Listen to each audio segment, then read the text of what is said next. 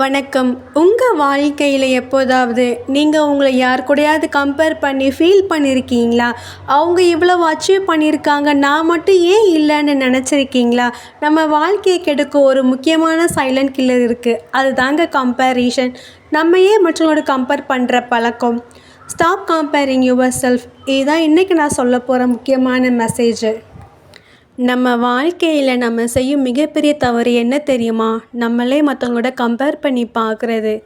அவள் என்ன அச்சீவ் பண்ணா, அவள் எப்படி இவ்வளோ முன்னேறிட்டா, நான் மட்டும் ஏன் அப்படியே இருக்கேன். இந்த தாட் தான் நம்ம கான்ஃபிடென்ஸை ஸ்லோவாக கில் பண்ணும். நினைவில் வச்சுக்கோங்க, நீங்கள் யார் கூடயும் போட்டி போட வரல. நீங்கள் உங்கள் லைஃப்பை பில்ட் பண்ண வந்திருக்கீங்க. ஒரு மரம் வேகமாக வளரும், மற்றொரு மரம் ஸ்லோவாக தான் வளரும். ஆனால் ரெண்டுமே ஒரு நாள் நிழல் தருங்க.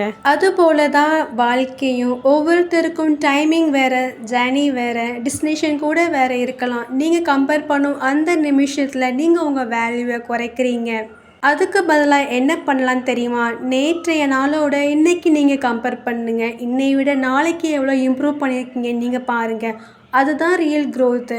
ஒரு நாள் நீங்கள் திரும்பி பார்க்கும்போது, நான் யாரையும் காப்பி பண்ணலை, நான் என் பாதையை தான் உருவாக்குனேன்னு சொல்லணும். ஸோ இப்போ இருந்து ஒரு டிசிஷன் எடுங்க. நான் என் வாழ்க்கையில் யார் கூடயும் கம்பேர் பண்ண மாட்டேன். கம்பேர் பண்ணாமையே என் லைஃப்பை நான் இம்ப்ரூவ் பண்ணுவேன்னு.